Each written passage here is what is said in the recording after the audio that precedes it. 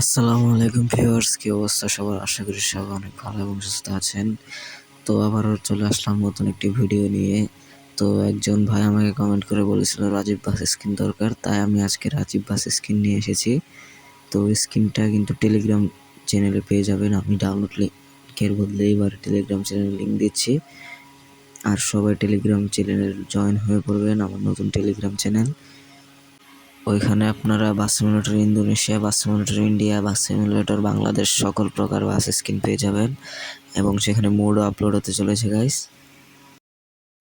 আর আমার ঠান্ডা লাগছে, এই কারণে আমার ভয়েসটা এইরকম লাগতেছে গাইস।